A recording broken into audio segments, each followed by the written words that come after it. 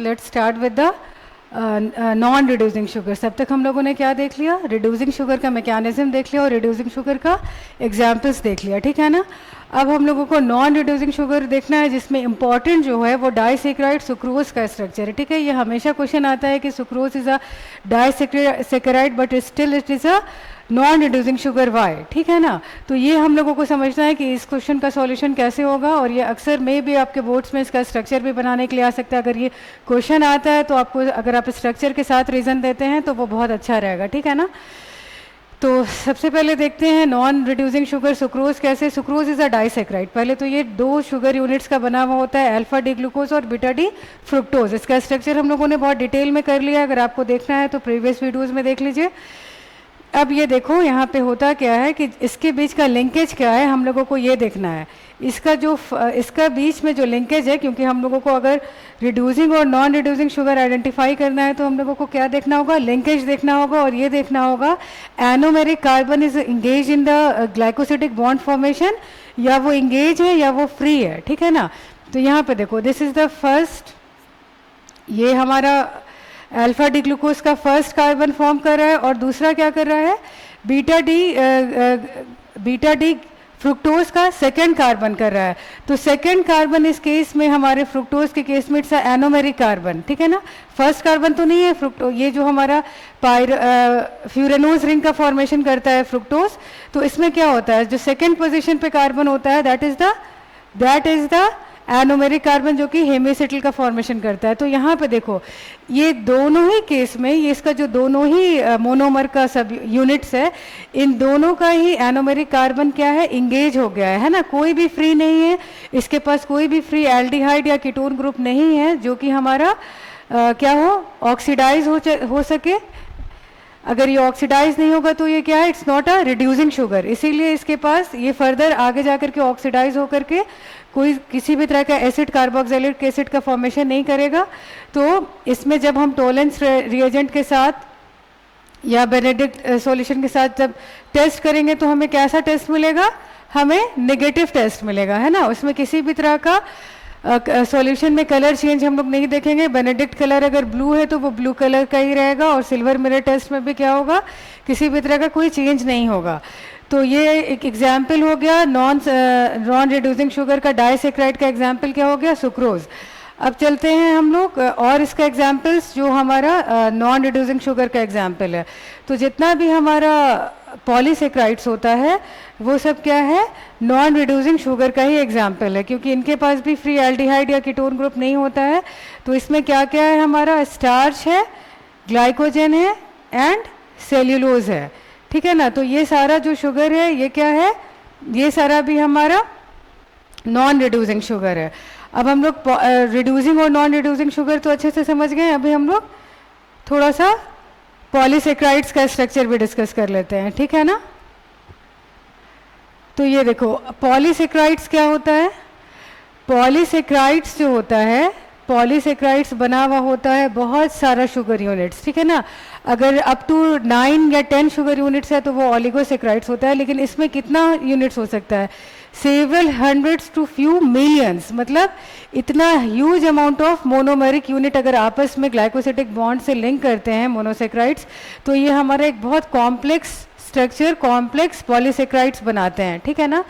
तो पॉलीसेक्राइड्स क्या होता है, पॉलीसेक्राइड्स जनरली इसको हम लोग नॉन शुगर कहते हैं, क्योंकि इसका जो टेस्ट होता है, जनरली हमारा शुगर का क्या अजम्पशन है कि इसका टेस्ट जैसे ग्लूकोज है या फ्रुक्टोज है, जो फ्रूट शुगर है, स्वीट होता है। लेकिन जैसे हमारा पॉलीसेक्राइड का एग्जाम्पल क्या है, स्टार्च है, जो हमारे पोटैटो में, राइस में, ये सब में मिलता है, तो वो स्वीट तो नहीं होता है ना। तो इसीलिए पॉलीसेक्राइड्स को हम लोग क्या कहते हैं, नॉन शुगर भी कहते हैं, because they are not sweet in taste. इसका जो टेस्ट होता है वो स्वीट नहीं होता, इसलिए, ठीक है। अब इसका पर्पस क्या है, मेन जो हमारा पॉलीसेक्राइड होता है वो इतना इंपॉर्टेंट बायोमॉलिक्यूल है, इसका पर्पस क्या है, तो इसका दो मेन इंपॉर्टेंट पर्पस है।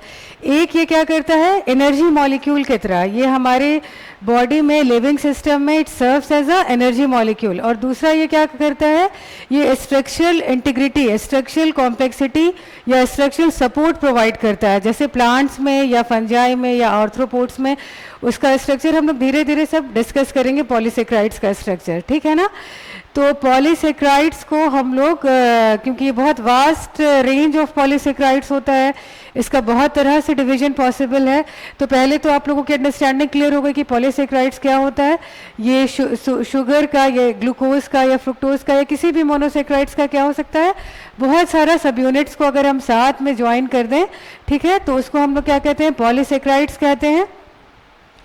तो on the basis of its composition, मतलब कि जब हम कोई सा भी शुगर यूनिट बना रहे हैं तो उसमें या तो एक ही तरह का शुगर है या तो मल्टीपल टाइप का शुगर है, ठीक है। अगर ये अज्यूम कर लेते हैं ये जो वन बॉल है, this one ball is glucose, और अगर नेक्स्ट बॉल भी इसमें कनेक्टेड है, जितना का जितना है सारा का सारा ये पिंक ही बॉल है, ठीक है, this all pink balls are glucose, और सिर्फ इसी पिंक बॉल से मेरा यूनिट्स बन रहा है, ये पॉलीसेक्राइड्स बन रहा है सेम शुगर यूनिट से, तो उसको हम लोग क्या कहते हैं, होमोपॉलीमर्स कहते हैं, ठीक है, होमोपॉलीसेक्राइड्स कहते हैं, ठीक है, जिसमें हमारा एक ही शुगर यूनिट जो है वो यूज़ होता है। और next on the basis of composition इसका दूसरा दो पार्ट में इसको डिवाइड कर सकते हैं, one is homopolysaccharide and another is heteropolysaccharide. तो होमोपॉलीसेक्राइड्स में हमने देखा कि जितना भी मोनोमेरिक यूनिट्स है वो बिल्कुल सेम शुगर है। अगर ग्लूकोज है तो सारा का सारा चेन में क्या होगा, जितना भी स्ट्रक्चर है, लीनियर स्ट्रक्चर है, सब में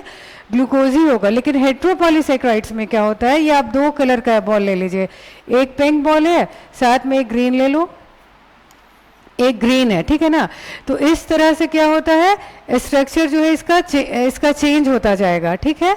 मतलब कि जो इसका मोनोमेरिक यूनिट है, जो मोनोमेरिक यूनिट है, इट्स नॉट ओनली वन, ये सिर्फ एक मोनोमर से नहीं मिलके बना हुआ है, ये किससे मिलके बना हुआ है, मोर देन वन मोनोमर से मिलके बना हुआ है, ठीक है।